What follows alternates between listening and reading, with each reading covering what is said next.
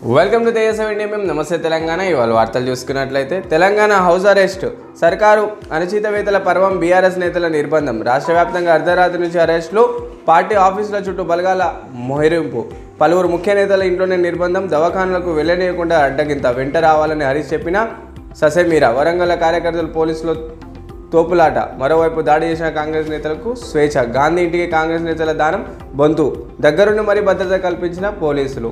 భూములకు రైతు భరోసా, 10 ఎకరాల వరకే పెట్టుబడి సాయం, తెల్ల కార్డులున్న రైతులకే నెలాఖరులో మాఫీ, వరద నష్టం దాదాపు 10,032 కోట్లు, 24 గంటల్లో మరో అల్పపీడం, అదాని గ్రూప్కు స్విస్ ప్రకంపనలు, స్విట్జర్లాండ్లో మనీ లాండరింగ్ కేసులో 2,610 కోట్లు సొమ్ము ఫ్రీజ్, అదాని గ్రూప్ బినామీదని అనుమానాలు, ట్రాఫిక్ నియంత్రణకు ట్రాన్స్జెండర్లు, సీఎం రేవంత్ రెడ్డి ప్రతిపాదన, హోంగార్డులను వాడుకోవాలని పోలీసు శాఖ సూచన.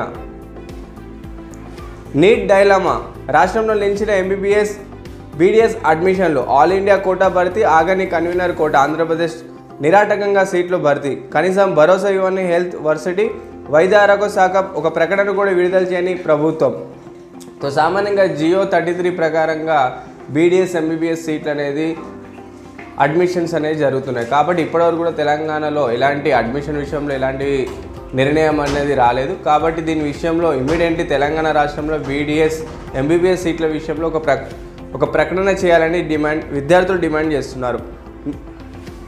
కేజ్రీవాల్ విడుదల, సిబిఐ కేసులో బెయిల్ మంజూరు చేసిన సుప్రీం, సచివాలయానికి వెళ్లొద్దు, సంతకం చేయొద్దు, కేసు గురించి బయట మాట్లాడొద్దని షరతులు, సిబిఐ తీరుపై సుప్రీంకోర్టు కీలక వ్యాఖ్యలు, పంజరంలో చిలుక భావనను తొలగించుకోవాలి, ఈడీ కేసులో బెయిల్ వచ్చిన వెంటనే అరెస్ట్, 22 నెలలుగా లేని తొందర అప్పుడే ఎందుకు, సుదీర్ఘంగా నిర్బంధించడం, స్వేచ్ఛను హరించడమే, ఈడీ వాళ్ళకు బెయిల్, సిబిఐ కేసులో మంజూరు చేసిన సుప్రీంకోర్టు, సచివాలయానికి వెళ్లొద్దు, ఫైల్పై సంతకం చేయొద్దు, కేసు గురించి బయట మాట్లాడొద్దని షరతులు, పంజరంలో చిలుక అపౌదాన్ని తొలగించకుండా సిబిఐకు అత్యున్నత న్యాయస్థానం కీలక సూచన, రైలు బాలికపై లైంగిక దాడి, ప్రయాణికుల దాడిలో నిందితుడు మృత్యు, రైలు బాలిక 11వ రైలు కాంట్రాక్ట్ కూలీ ఒకరు లైంగిక దాడికి పాల్పడ్డారు. దీంతో ఆగ్రహించిన బాధితురాలు, కుటుంబ సభ్యులు ప్రయాణికులు నిందితుడిపై దాడి చేయడంతో అతడు ప్రాణాలు కోల్పోయాడు.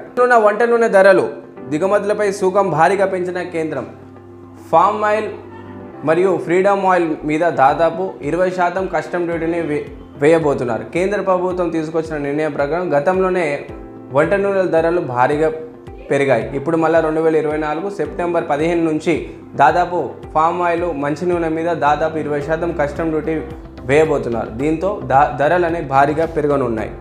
పెళ్లి చేసుకొని పిల్లల్ని కనండి, యువకులకు వేడుకుంటున్న చైనా, తగ్గుతున్న జనన రేటుపై ఆందోళన, రిటైర్మెంట్ వయసు పెంచేందుకు ప్రణాళిక. సామాన్యంగా చైనా విషయంలో గతంలోనే ఒకరు వద్దు ఒకరు ముద్దు అనే నిదానాన్ని తీసుకొచ్చారు. అక్కడ దాదాపు పిల్లల సంఖ్య కూడా తగ్గుతుందని గతంలో ఈ నిర్ణయం తీసుకోవడం జరిగింది. ఇప్పుడు యావత్ చైనాలో వృద్ధుల సంఖ్య ఎక్కువగా ఉన్నందుకు త్వరగా పెళ్లి చేసుకోనని అక్కడున్న ప్రజల్ని కోరడం జరిగింది. అక్కడున్న యువకులు 22 సంవత్సరాల్లో పెళ్లి చేసుకోవాలి, యువతి 20 సంవత్సరాల్లో పెళ్లి చేసుకుంటే మన రాబోయే 10 సంవత్సరాల్లో 2040 నాటికి చైనా బలోపేతం అవుతుందని, మన జనన రేటు పెరుగుతుందని అక్కడున్న చైనా దేశం భావిస్తుంది. కావాలన్నప్పుడే వర్షం, వద్దనుకుంటే రాదు, అవసరం ఉన్నప్పుడే జలాలు, వర్షాన్ని నియంత్రించే దిశగా శాస్త్రవేత్తల అడుగులు, మిషన్ మోసంలో భాగంగా త్వరలోనే పరిశోధనలు, క్లౌడ్ ఛాంబర్ ఏర్పాటు చేసి మేఘాలపై అధ్యయనం. సో సామాన్యంగా మనకు వద్దన్నప్పుడు వర్షం ఆగిపోతే, మనకు కావాలన్నప్పుడే వర్షం పడితే బాగుంటుంది కదా. సామాన్యంగా ఇది సినిమాలో మనం చూస్తూ ఉంటాము,